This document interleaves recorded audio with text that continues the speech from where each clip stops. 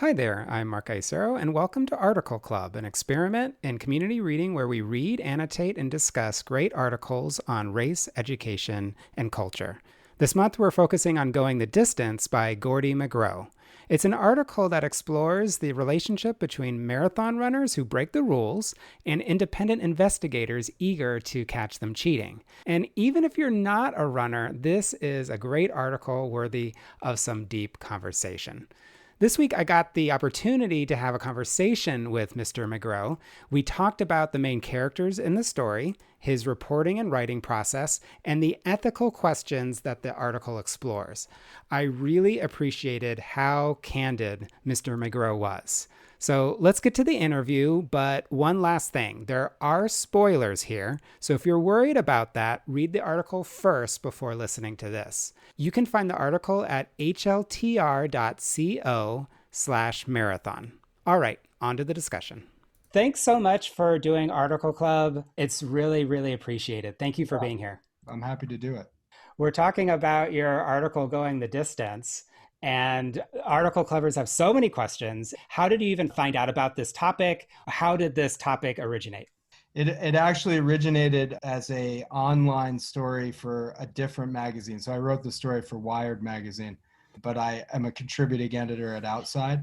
One of my editors at Outside had asked me to look into a story about a triathlete who had cheated in a race, and it was causing a lot of controversy in, I think it was San Diego or something. So I looked into that race, and there was, it was kind of it was interesting, but it was more like a he said she said sort of shouting match between everybody. And then I found out about the guy who caught this triathlete cheating in this race, and I looked in more and more into him, and I said, well, wow, this guy's really interesting, and what he does is really interesting. So I reached out to him and sort of got his story and found out that he was chasing this one particular woman in Texas, and that he would allow me to come, tag along as he tried to catch her in the act of cheating.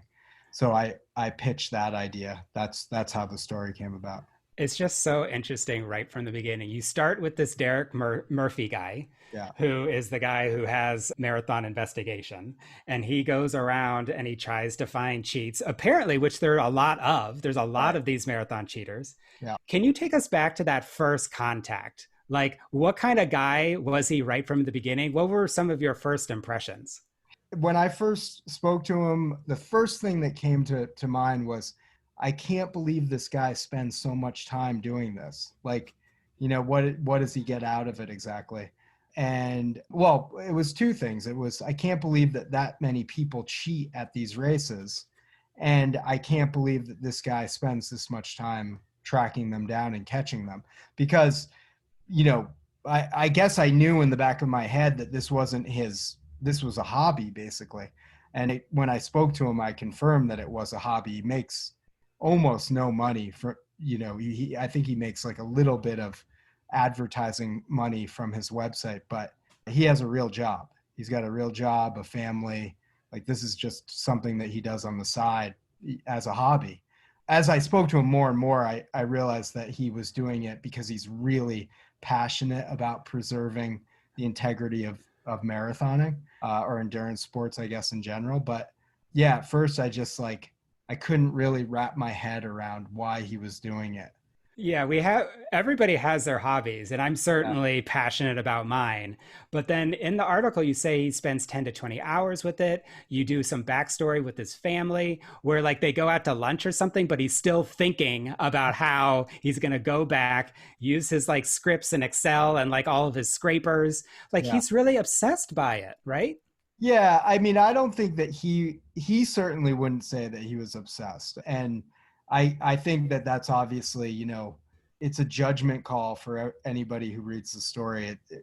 Is it an obsession? Is it, a hobby? Is it just a really passionate person, like, interested in preserving the integrity of the sport?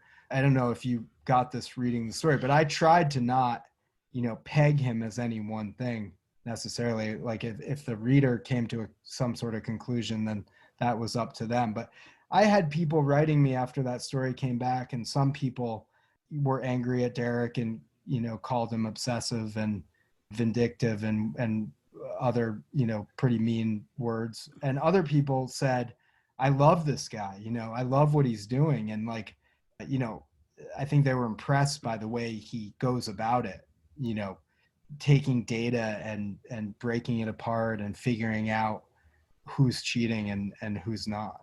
It's amazing what he does with all of these photos and like extrapolating this. Like, I'm really into a mathematical mind, which he has, and so are the other article clubbers. And so at first, many of us were like, yeah, we like this guy.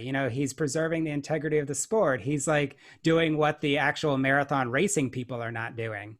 And then of course it changes, as we go through the article. But the one thing that is coming up over and over again is really, what is his why? Like, he says that he's undeterred. He says that he's going to like make sure there's truth. And I understand the whole point. Like, if you cheat and go to Boston, that means somebody else doesn't. So I get that. And I'm a rule follower myself. But did you get a sense of like the deeper why? Like, he was maybe bullied as a kid. Yeah, I asked a lot about that, and I didn't get the sense that he was bullied or anything like that. He was always way into analytics and math. And, I talk about in the story how he, used to try to set up gambling odds on his Commodore 64 for football teams. And he would race his Hot Wheels and, he would track how fast each one went to try to figure out which was the fastest car. And so I do think that when he first started this, I think it was more almost a game. And I guess you would really have to ask him if that's the right terminology. But I think for him, it was more like a way to use his data mining and his analytics, and also combine it with something he was passionate about, which was marathoning. He's not a fast marathoner, but he's run a bunch of marathons and he's into it. He loves running. So I guess this was sort of a way to meld the two. And yeah, I don't know. And then I do think that at a certain point, it became something else for him. Well, here's one of the things that we noticed is that at least the people that you were mentioning in the story, except for Frank, it seems like every example that you included happened to be a female runner or marathoner. Yeah. And like, there's definitely something going on, at least in the evidence that you presented. Did you notice that also, or is that just coincidental? Well, yeah, I mean, Derek he's been called out before for that, for mostly going after female runners. But I don't think necessarily that he's trying to go after female runners. If you actually go through his archives and go back 4 years and pick out all the runners, there might be more female runners in there, but there's certainly a lot of guys. I don't think that he is, sexist or anything like that. I think that, I don't know. I don't know, because we don't have we would have to go and look and see, do a collection of data ourselves and see if there are more women cheating, or if he's skewing his research in some way. Mhm. But yeah, he's been called out for that. So I think that's a fair observation. I don't know if it's true or not. Yeah. Well, it's also interesting too, because it's easy now to cast judgment on him. And yet, what you do in the article really well is that he gets so much positive praise, especially pre Frank, where like he's getting all of these accolades on social media as well as on the internet. And I do wonder also whether, just like any human, like whether ego was in it as well, because he got so caught up in this little hobby that I guess went viral in some ways. Do you think that there was some ego there? I don't know. I mean, not being a psychologist, it's hard to say if there's ego involved in it. I think, again, it's like, okay, is it ego? Is it obsession? Is it like this? Does he have this just, real passion for integrity? I think it's hard to say. I talked to psychologists and tried to get them to give me sort of their take on it, and really none of them would, because you'd really have to put somebody on the couch and speak with them for, I think, months in order to figure out what's going on there. But Yeah. if you were to ask Derek, he wouldn't say that it was. And meeting Derek, it doesn't seem like Derek has a big ego or anything. So it'd be hard for me to say that that was the case. But again, it's you can't really tell. Yeah. So then, right in the middle of the piece, you talk about Derek, and then you do bring up Frank a little bit. And then you sort of step back a little bit and talk about marathon running in general and how it's like much more popular now. But also, you talk about how much cheating there is. There were 5,000 cheaters in one Mexico City marathon. Yeah, and actually, I think there were even more the following year. And so, like, obviously, there's a problem. Did you have a sense about how large this problem was? I didn't really. I mean, I had read a lot of stories about marathon cheating. I didn't know that it was as widespread as it is. But I don't know if you remember, it was probably, I don't know, 6 to 8 years ago, a really great story came out in the New Yorker about a guy a dentist in, I think, Wisconsin or something, or Michigan, who was he was a serial cheater, and he was caught. He was suspected by a bunch of guys, but he ended up being caught by the writer.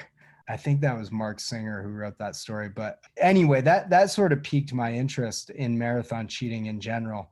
And then, but I guess I didn't know that it was nearly as bad as it was. I knew it existed, but I didn't know that this many people did it until Mhm. I really dove into Derek Murphy's hobby. And what are your thoughts about that? Because the central premise, Uh-huh. especially coming from Derek, is that if nobody else is going to take care of this, then maybe I will. I mean, so for example, I'm not a slow but not a fast marathoner. I've only done two or three, but at some point I was like, I'm going to try for Boston, and then now it's actually getting harder and harder because of the whole thing. And so I'm like, yeah, like get those cheaters. Like, what's your sense of that? Like, do you feel that the officials are not taking care of the problem? I think that I think it's kind of hard for them to monitor everybody, but just because there's so many runners and those marathons don't have a ton of money to work with and are pretty short staffed. But yeah, I don't think I think that when cheaters are caught, they maybe aren't they maybe don't do it the right way. It's hard for me being like an outsider to sort of tell a marathon what to do, but I think if you were to ask Derek, his opinion would be that they need to step up their efforts. And then a lot of people who read this story said, why doesn't Derek just report these people to the marathon and then just have them disqualified, and then, and they're not shamed, and he doesn't have to write about them. And I think what he would say is, well, his writing about it acts as a deterrent, possibly. And until there is a way of like catching all these people, then he'll keep doing it the way he does it. Mhm. But I also talked to a big time running legend who thought that what Derek does is great and that these marathons should just hire Derek. Well, yeah, that's the thing, because you said in your story that sometimes he would report it and then nothing would happen. Right. Yeah. And he's also gone to people, to Derek's credit, he's gone to people and said, "Hey, I caught you cheating." And they've been super apologetic and said, "You got me. I was in the wrong." And Mhm. he doesn't write anything about them. I think he only really writes about the people who tried to say that they didn't do it. Yeah. And one of them was Frank Missa. And we would love to hear more about how like how you approach that. I mean, obviously such a horrible, tragic story, but as a writer, can you share about like how you got in contact with the family and sort of how you approached telling Frank's story? Yeah, I reached out to the hospital where Frank worked and where his wife worked. I don't think she does anymore. I reached out to the PR department there, and they put me in touch with the Meza family, and then I spoke to Frank's widow on the phone, and we set up and that was actually a fairly long conversation, emotional. and we set up a time for me to meet her and the whole rest of the family in Pasadena. And I think I ended up going out there about a month or so later Hmm. and met with them for a couple hours. They, they maintained Frank's innocence and they wanted the chance to tell their side of the story. So I think they were appreciative of me going there and speaking with them for a couple hours. It was really emotional. It was, that's obviously the toughest part of this job, is having to, speak with people who've lost loved ones. But he, I never heard from them after the story was published, so I can't tell you that they were necessarily happy. They might have been looking for me to exonerate him, which Uh-huh. I really couldn't do. But yeah, they were very gracious, and it was a tough interview, but they were great about it. It's such a beautiful and touching and hard scene, and you save it for the end of the article. Can you share a little bit more about how you wrote that scene? As far as like, what did you include versus not? What were you trying to do? Article clubbers are just really appreciative of that piece right there. Yeah, that was my editor's favorite part too. I well, I got back. I had written a lot of the story already because it had basically already totally unfolded, and I kind of just needed that last part with the Meza family. And so I got back to Wyoming from California, and I just sat down and wrote it, and I had a 2 hour long recording that I transcribed. And as I was transcribing it, I could sort of see everything. I took a lot of notes while I was in their house. I took pictures so I could, you know, see how to write the scenes and make sure I was describing their house properly and what they were wearing and how they look and, where we were in the house and all sorts of different things like that. I just remember sitting down and writing that section of the story, and I think it was probably even longer than it turned out in the actual piece. But yeah, I kind of just laid everything out. I knew that I wanted to establish who Frank was, and I wanted to talk about the funeral, and I wanted to talk about what we knew about his death, and why, like, what drove him to that point. And I knew only his family could answer those questions. And I really wanted to capture the raw emotion of the family as I was as I was sitting there with them. So I just tried to, I think if you went back and counted how many words were in that section, it's probably only like a 700 word section or something. But I just tried to pack as much into it as I possibly could. There's so much packed in it, and it's like so emotional, and article covers really resonated with it, and they just want to know more. They want to know more about the family. Is there anything else that maybe didn't make the page that you could share? The family was incredibly nice. Like I couldn't help but feel just horrible for them the whole time I was there. I really liked them. Like if they were your neighbor, you would probably, you'd try to spend as much time with them as possible. They're Mexican American. They had tons of Latino art on the wall. Beautiful house, like really nicely decorated.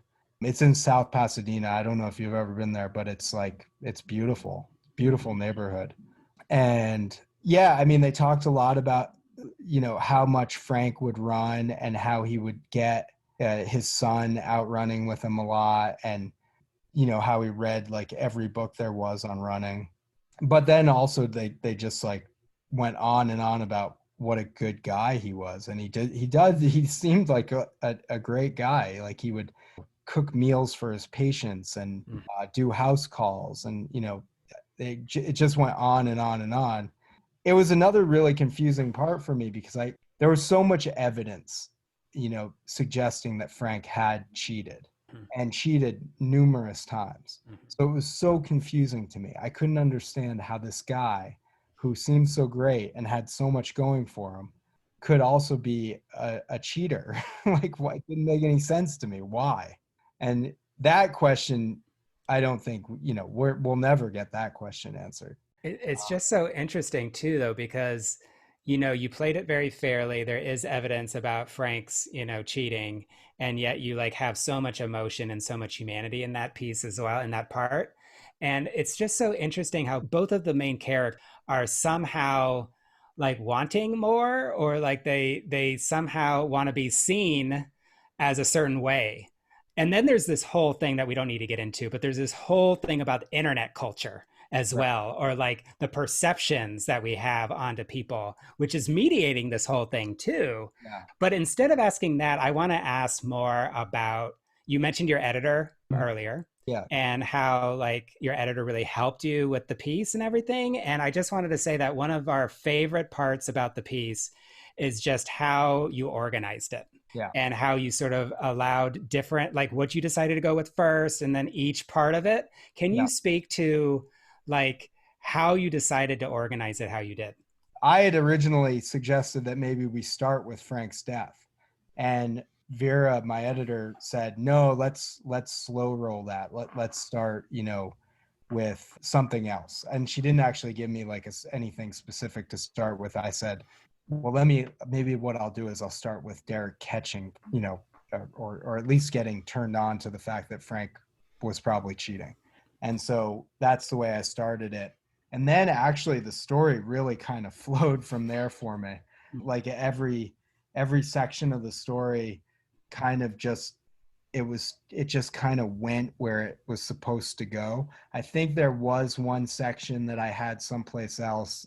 It was the section about the proliferation of marathon cheating. Mm-hmm. And I think Vera moved to that. But other than that, it all kind of like made sense where it needed to be in the Mm-hmm. story, like each part. So that was nice that because a lot of times you struggle with story structure.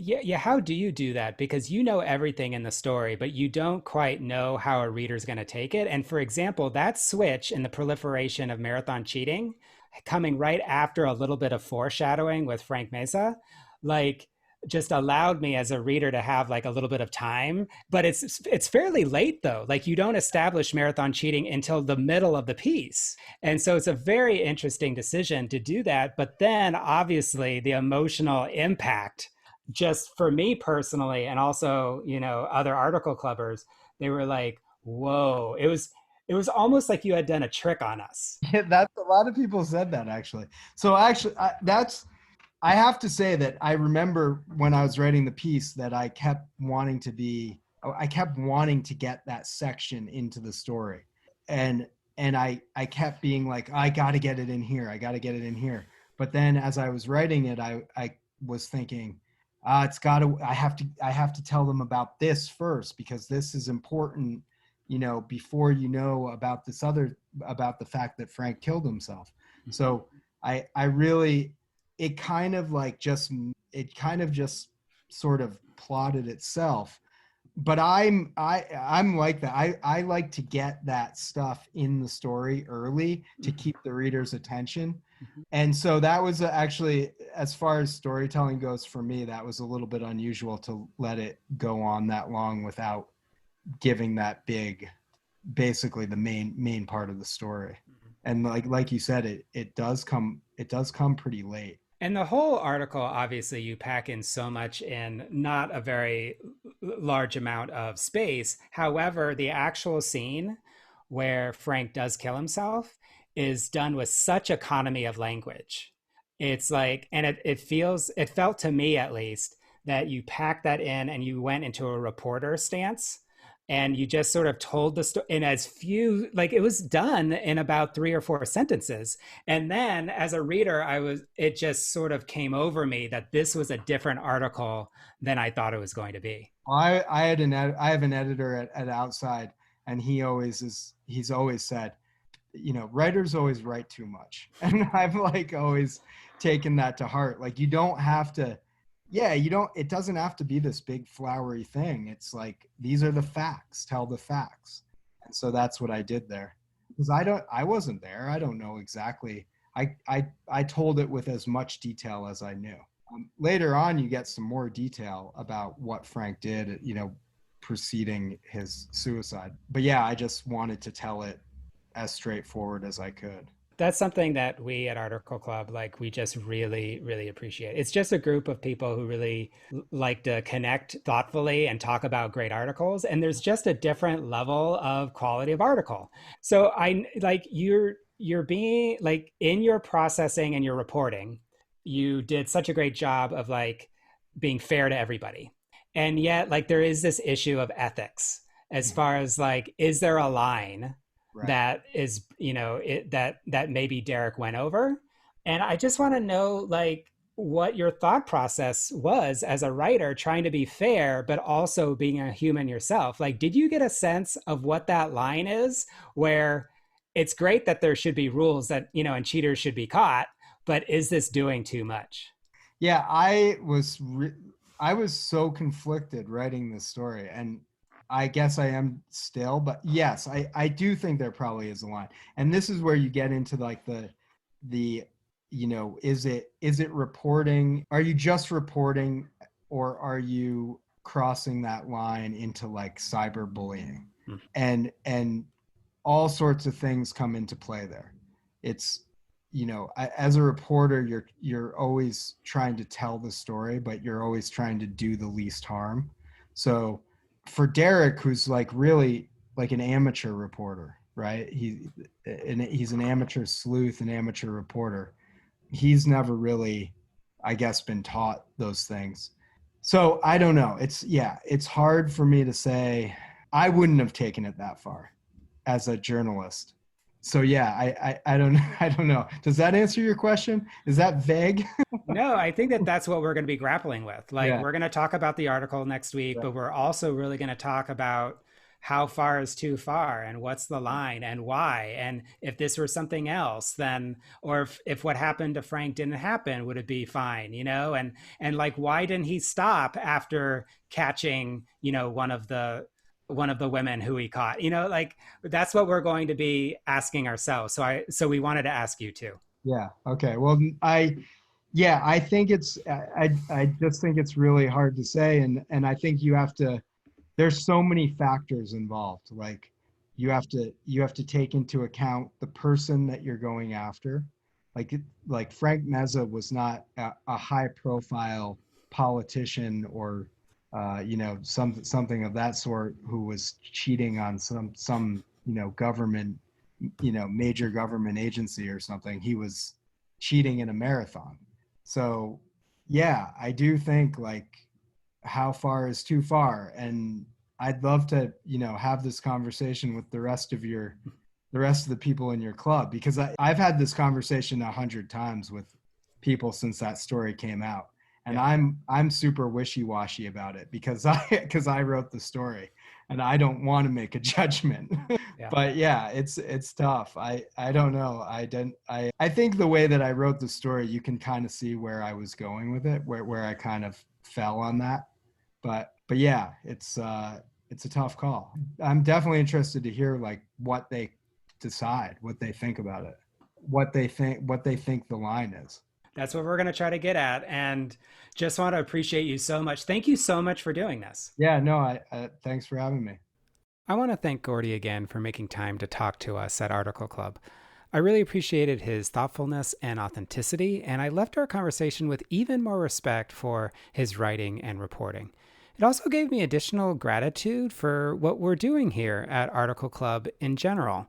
We're finding the best articles to talk about, and generous authors are sharing with us their thinking and their craft. So I think it's pretty great. So if you want to be in on this, if you want to join Article Club, all you need to do is go to articleclub.org. If you want to talk about going the distance next Sunday, August 30th, you can sign up for a discussion at highlighter.cc/discussion. All right, thank you again, and I hope you have a great week.